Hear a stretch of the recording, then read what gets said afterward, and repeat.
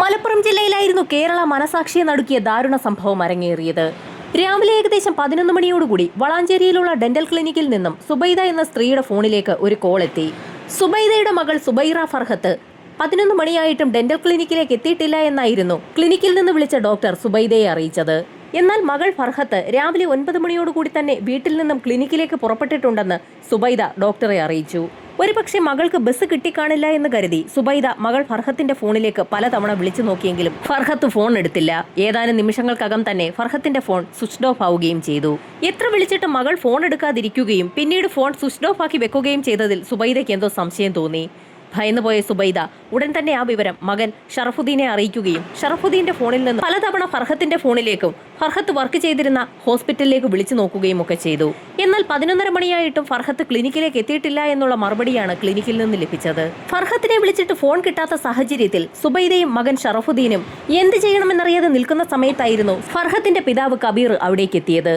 കബീർ പറഞ്ഞതിനെ തുടർന്ന് ഫർഹത്തുമായി ബന്ധമുള്ള സുഹൃത്തുക്കളുടെയൊക്കെ നമ്പറിലേക്ക് സുബൈദ വിളിച്ചു നോക്കിയെങ്കിലും അവർ ഫർഹത്തിനെ വിളിച്ചിട്ടില്ല എന്നും കണ്ടിട്ടില്ല എന്നുമുള്ള മറുപടിയായിരുന്നു പറഞ്ഞത്. 21-കാരിയായ ഫർഹത്ത് വിവാഹിതയാണ്. എന്നാൽ വിവാഹബന്ധം ഏർപ്പെടുത്തി ഇപ്പോൾ വീട്ടിൽ വന്ന് നിൽക്കുകയാണ്. അതുകൊണ്ട് തന്നെ തന്റെ കൂട്ടുകാരികൾ വിളിക്കുന്നതാണ് ഫർഹത്തിന് ഏക ആശ്വാസവും. എന്നാൽ ആ കൂട്ടുകാരികളെ ആരെയും തന്നെ ഫർഹത്ത് വിളിക്കുകയോ കാണുകയോ ചെയ്തിട്ടില്ല എന്ന് പറഞ്ഞപ്പോൾ തന്നെ സുബൈദയ്ക്കും മക്കൾക്കും എന്തോ ചില സംശയങ്ങൾ തോന്നി. ഫോൺ വിളിച്ചിട്ട് കാര്യമില്ല എന്ന് മനസ്സിലാക്കിയ ഷറഫുദ്ദീനും കബീറും ഫർഹത്ത് പോകാൻ സാധ്യതയുള്ള സ്ഥലങ്ങളിലൊക്കെ എത്തി ഒരു തിരച്ചിൽ നടത്തി. ഫർഹത്തിന്റെ വീടിരിക്കുന്ന സ്ഥലത്ത് നിന്നും 10 മിനിറ്റ് നടക്കാനുള്ള ദൂരം മാത്രമേ ബസ് സ്റ്റോപ്പിലേക്കുള്ളൂ. അതുകൊണ്ട് തന്നെ ഷറഫുദ്ദീനും കബീറും ബസ് സ്റ്റോപ്പിലെത്തി ഒരു തിരച്ചിൽ നടത്തി. അപ്പോഴേക്കും ഫർഹത്ത് പതിവായി പോകാറുണ്ടായിരുന്ന ബസ് തിരികെയുള്ള സർവീസ് നടത്തുകയും ചെയ്തിട്ടുണ്ടായിരുന്നു. ബസ് തടഞ്ഞു നിർത്തിയ ഷറഫുദ്ദീനും കബീറും രാവിലത്തെയുള്ള ട്രിപ്പിൽ ഫർഹത്ത് ഉണ്ടായിരുന്നോ എന്ന് ബസ്സിലുള്ള കണ്ടക്ടറോട് തിരക്കിയപ്പോഴായിരുന്നു ഞെട്ടിക്കുന്ന ഒരു മറുപടി ലഭിച്ചത്. ഫർഹത്ത് ആ ബസ്സിൽ കയറിയിട്ടില്ല. ഫർഹത്ത് സ്ഥിരമായി കയറാറുള്ള ബസ്സായതുകൊണ്ട് തന്നെ ഫർഹത്തിനെ ആ ബസ്സിലുള്ള എല്ലാവർക്കും നന്നായി അറിയുകയും ചെയ്യാം. ബസ്സിൽ കയറാതെ ഫർഹത്ത് എവിടെ പോയി എന്ന് ഫർഹത്തിനെ തിരഞ്ഞെത്തിയ ആളുകൾക്കൊക്കെ സംശയം തോന്നി. വീട്ടിൽ നിന്നും രാവിലെ 9 മണിക്ക് ബസ് സ്റ്റോപ്പിലേക്ക് ഇറങ്ങി നടന്ന ഫർഹത്ത് മിസ്സായിരിക്കുകയാണ്. ഫർഹത്തിന് എന്ത് സംഭവിച്ചിരിക്കാമെന്ന് നാട്ടുകാർക്ക് സംശയം തോന്നി. ഈ സമയത്തായിരുന്നു ഷറഫുദ്ദീൻ പിതാവ് കബീറിനോട് ഒരു കാര്യം പറയുന്നത്. അവരുടെ വീട്ടിൽ നിന്നും കുറച്ച് മുൻപോട്ട് മാറിയുള്ള ഒരു വീട്ടിൽ CCTV ഉണ്ട്. അതൊന്ന് പരിശോധിച്ചു കഴിഞ്ഞാൽ ഫർഹത്ത് രാവിലെ എവിടേക്കാണ് പോയതെന്ന് ചിലപ്പോൾ മനസ്സിലാക്കാൻ കഴിഞ്ഞേക്കുമെന്നായിരുന്നു ഷറഫുദ്ദീൻ പറഞ്ഞത്. ഉടൻ തന്നെ നാട്ടുകാരും കബീറും ഷറഫുദ്ദീനും എല്ലാം ചേർന്ന് ആ വീട്ടിലേക്ക് എത്തുകയും CCTV വിഷ്വൽസ് പരിശോധിക്കുകയും ചെയ്തു. കൃത്യം 9:05 ഫർഹത്ത് ആ റോഡിലൂടെ നടന്നു പോകുന്നത് CCTV വിഷ്വൽസിൽ വ്യക്തമായി കാണാൻ കഴിയും. മൊബൈലിൽ എന്തോ നോക്കിക്കൊണ്ട് ഫർഹത്ത് നടന്നു പോകുന്ന കാഴ്ചയായിരുന്നു CCTV വിഷ്വൽസിലുള്ളത്. ആ സമയത്തായിരുന്നു കൂട്ടത്തിലുള്ള ഒരു വ്യക്തി ആ വീടിരിക്കുന്ന സ്ഥലത്ത് നിന്നും 150 മീറ്റർ മാറി മറ്റൊരു വീട്ടിലും CCTV ഉണ്ടെന്നുള്ള കാര്യം വ്യക്തമാക്കിയത്. നാട്ടുകാരെല്ലാവരും ഉടൻ തന്നെ ആ വീട്ടിലേക്ക് എത്തുകയും അവിടുത്തെ CCTV പരിശോധിക്കുകയും ചെയ്തു. എന്നാൽ ആ വീട്ടിലെ CCTV വിഷ്വൽസിൽ ഫർഹത്തിനെ കാണാനില്ല. തൊട്ട് തലേ ദിവസങ്ങളിലൊക്കെ ഫർഹത്ത് അതുവഴി നടന്നു പോകുന്ന വിഷ്വൽസ് ഒക്കെ ആ CCTVയിൽ പതിഞ്ഞിട്ടുമുണ്ട്. എന്നാൽ ഇന്നത്തെ വിഷ്വൽസിൽ ഫർഹത്തില്ല. ഫർഹത്തിന്റെ വീട്ടിൽ നിന്നും 50 മീറ്റർ അകലത്തിലുള്ള വീട്ടിലെ CCTV വിഷ്വൽസിൽ ഫർഹത്ത് നടന്നു പോകുന്ന ദൃശ്യങ്ങളുണ്ട്. എന്നാൽ 150 മീറ്റർ മാറിയുള്ള വീട്ടിലെ CCTVയിൽ ഫർഹത്ത് പതിഞ്ഞിട്ടുമില്ല. അതിനർത്ഥം അതിനിടയിലുള്ള ദൂരത്ത് വെച്ച് ഫർഹത്തിന് എന്തോ സംഭവിച്ചതാകാമെന്ന് നാട്ടുകാർ വിലയിരുത്തി. ആ 150 മീറ്ററിനിടയിലുള്ള സ്ഥലത്ത് ചെറിയ കാട് പോലെയുള്ള പ്രദേശങ്ങളുണ്ട്. അവിടേക്ക് എവിടേക്കെങ്കിലും ഫർഹത്ത് മാറിയതാകാമോ എന്ന് ചിലർക്ക് സംശയം തോന്നി. വിവാഹമോചിതയായ ഫർഹത്ത് ഇനി ആർക്കെങ്കിലും ഒപ്പം വീട്ടുകാരറിയാതെ പോയതായിരിക്കുമോ എന്നുള്ള സംശയവും നാട്ടുകാർ പ്രകടിപ്പിച്ചു.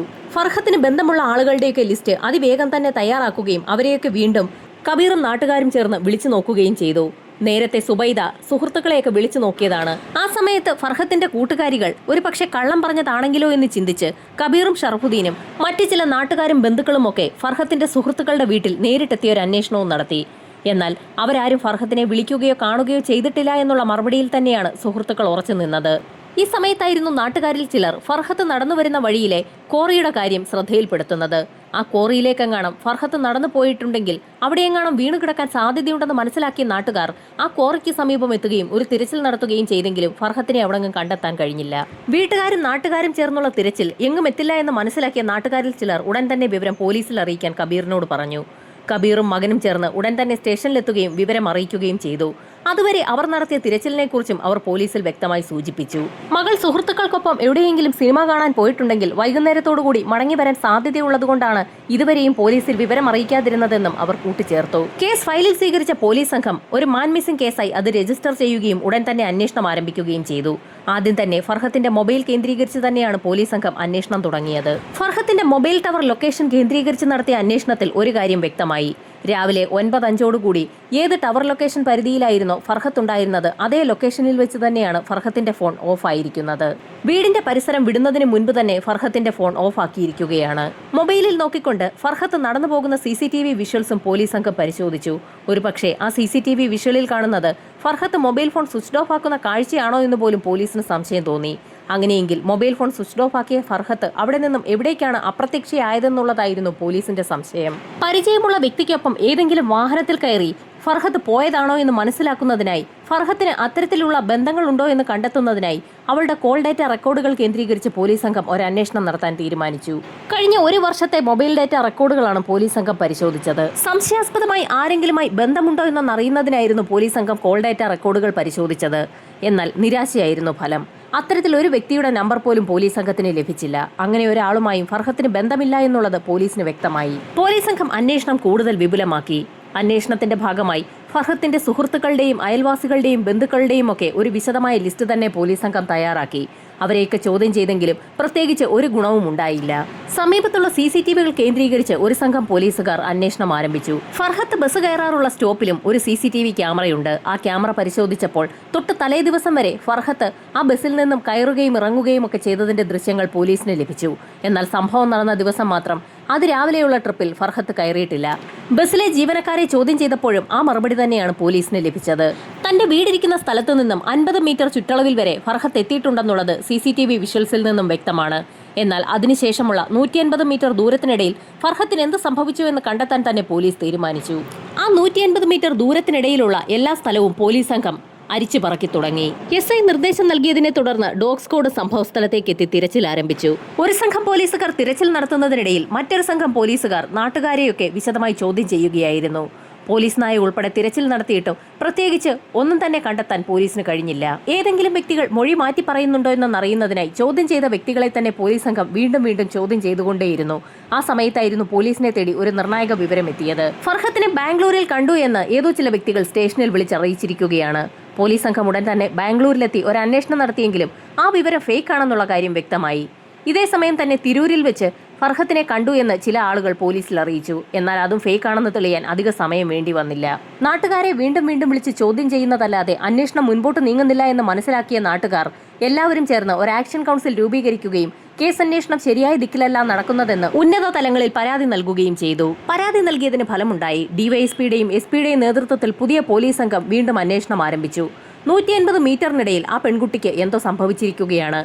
ആ 150 മീറ്ററിനിടയിൽ അവർ തിരയാതെ വിട്ട എന്തോ ഒന്നുണ്ട്. അതെന്താണെന്നറിയുന്നതിനായി പോലീസ് സംഘം ഡ്രോൺ ഉപയോഗിച്ചുള്ള ഒരു തിരച്ചിൽ കൂടി നടത്തി.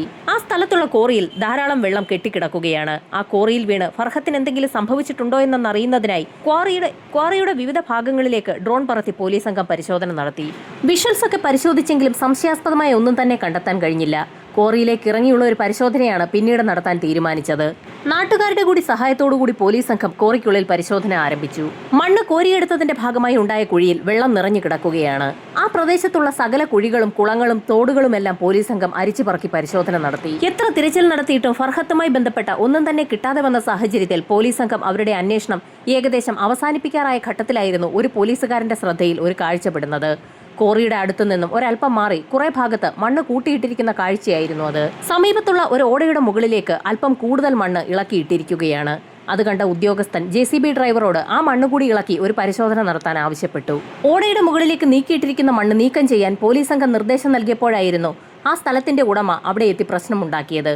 അത് ഓടയുടെ മുകളിലേക്ക് ഇട്ടിരിക്കുന്ന മണ്ണാണെന്നും അത് ഇളക്കി മാറ്റേണ്ട ആവശ്യമില്ലെന്നും അയാൾ പോലീസിനെ അറിയിച്ചു.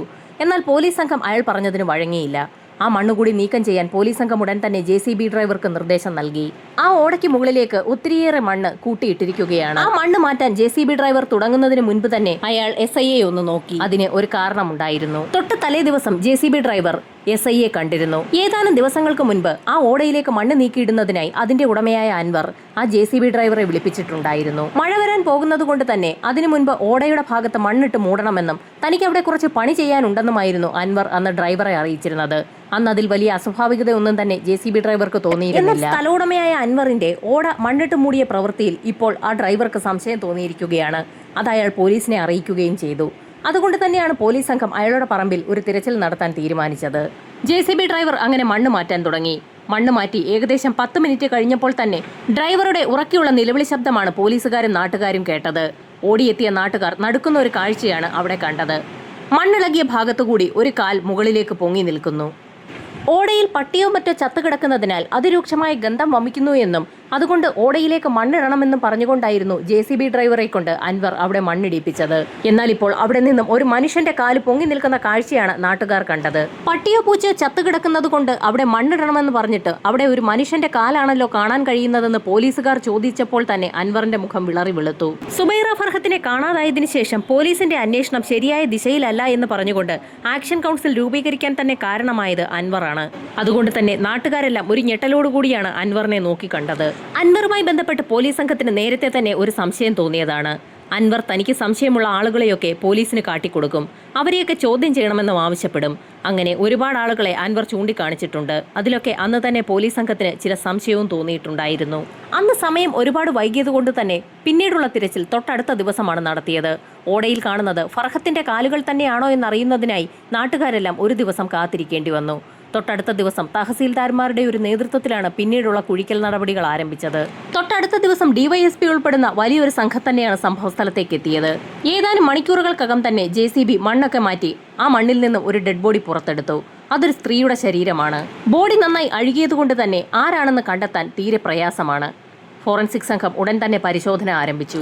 വസ്ത്രങ്ങളൊക്കെ പൊടിഞ്ഞു തുടങ്ങിയിട്ടേയുള്ളൂ, അത് ഫർഹത്ത് തന്നെയാണെന്ന് ചില നാട്ടുകാരൊക്കെ അടക്കം പറഞ്ഞു.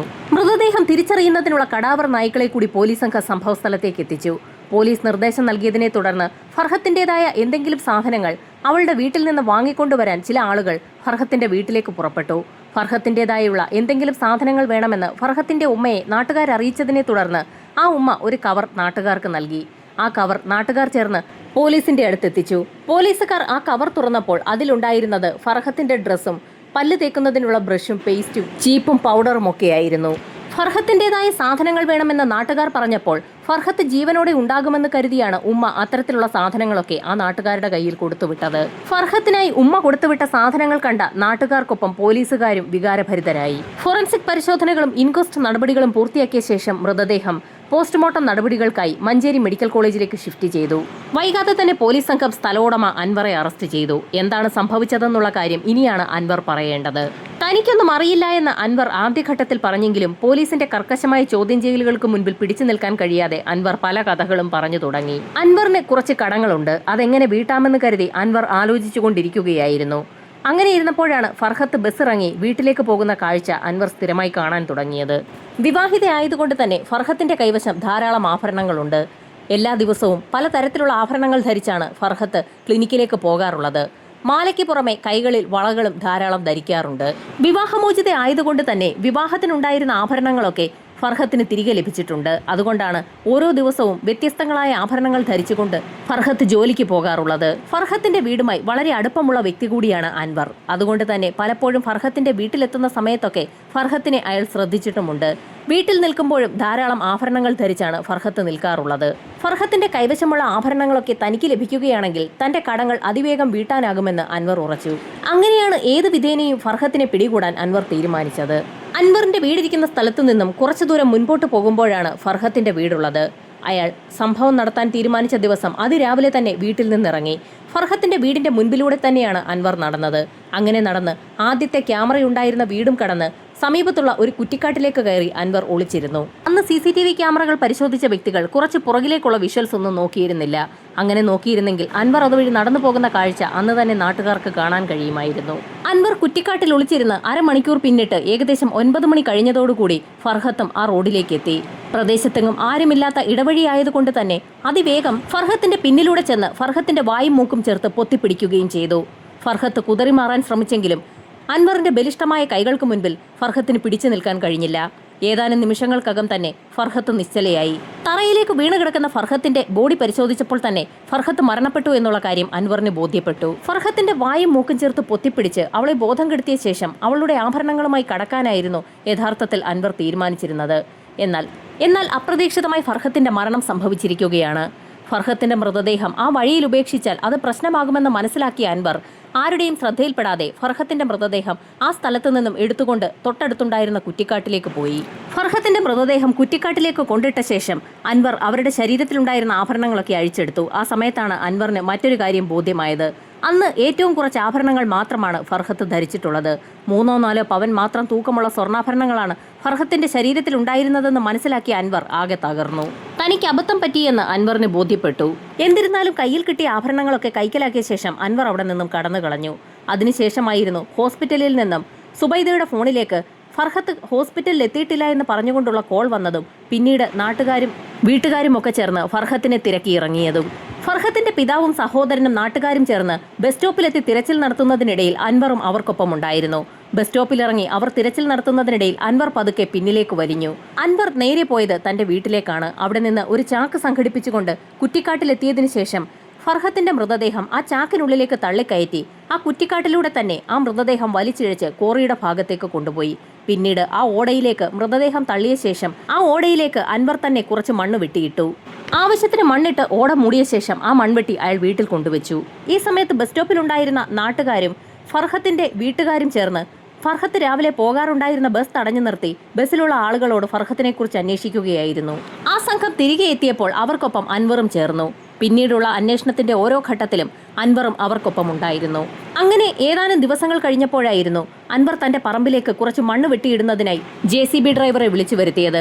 JCB ഡ്രൈവർ പറമ്പിലൊക്കെ മണ്ണ് വെട്ടിയിടുന്നതിനിടയിലായിരുന്നു ഓടയിൽ എന്തോ ചത്തുകിടപ്പുണ്ടെന്നും ഓടയിലേക്കും കൂടി കുറച്ച് മണ്ണ് വെട്ടിയിടാനെന്നും അൻവർ നിർദ്ദേശം നൽകിയത്. ഇതിനുശേഷമൊക്കെയായിരുന്നു പോലീസ് സംഘം അൻവറിനെ ചോദ്യം ചെയ്തത്. എല്ലാ ഘട്ടത്തിലും അൻവർ ഒരേ മൊഴി തന്നെയാണ് പോലീസിൽ നൽകിയിരിക്കുന്നത്. ഈ ചോദ്യം ചെയ്യലിനിടയിലായിരുന്നു അന്വേഷണ സംഘവുമായി അൻവർ വളരെയധികം അടുപ്പത്തിലായത്. അൻവർ അങ്ങനെയാണ് ഓരോ ആളുകളെ ചോദ്യം ചെയ്യുന്നതിനായി റെക്കമെൻഡ് ചെയ്യാൻ തുടങ്ങിയത്.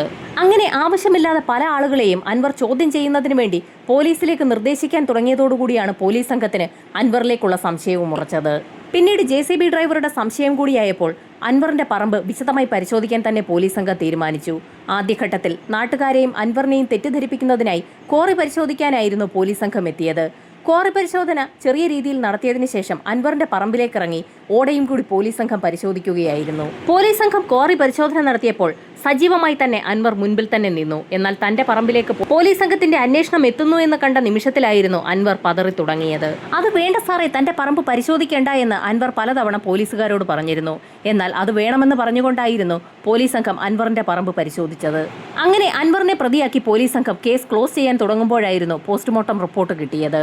പോസ്റ്റ്മോർട്ടം റിപ്പോർട്ടിൽ ഫർഹത്തിന്റെ കഴുത്ത് ഞെരിച്ചതിനെ തുടർന്നാണ് അവർ മരണപ്പെട്ടതെന്നാണ് രേഖപ്പെടുത്തിയിട്ടുള്ളത്. എന്നാൽ അൻവറിന്റെ മൊഴി അനുസരിച്ച് അൻവർ ശ്വാസം മുട്ടിച്ചാണ് ഫർഹത്തിനെ കൊലപ്പെടുത്തിയിരിക്കുന്നത്. അതോടൊപ്പം തന്നെ ആ പെൺകുട്ടി റേപ്പിനിരയായിട്ടുണ്ടോ എന്നുള്ള സംശയം കൂടി ഉയരുകയാണ്. എന്നാൽ അൻവർ തന്റെ മൊഴിയിൽ തന്നെ ഉറച്ചു നിൽക്കുന്നതാണ് പോലീസിനെ കൺഫ്യൂഷനിലാക്കുന്നത്. അതുകൊണ്ട് തന്നെ കേസിന്റെ വിചാരണ തുടങ്ങാൻ കഴിഞ്ഞിട്ടില്ല. എന്നാൽ ഒരുപാട് ദുരൂഹതകൾ ഫർഹത്തിന്റെ മരണത്തിന് പിന്നിലുണ്ടെന്നുള്ള സംശയമാണ് ഇപ്പോൾ ഉയരുന്നത്. അൻവറിന് പുറമെ മറ്റേതെങ്കിലും പ്രതികൾ കൂടി ഫർഹത്തിന്റെ മരണത്തിന് പിന്നിലുണ്ടോ എന്നുള്ള അന്വേഷണമാണ് ഇപ്പോൾ നടക്കുന്നത്. കേസന്വേഷണം പൂർത്തിയാകുന്ന സാഹചര്യത്തിൽ ഉടൻ തന്നെ പോലീസ് സംഘം കുറ്റപത്രം കോടതിയിൽ സമർപ്പിക്കും. പ്രതികൾക്കുള്ള ശിക്ഷ എന്താണെന്നുള്ളത് കാത്തിരുന്നു തന്നെ അറിയാം.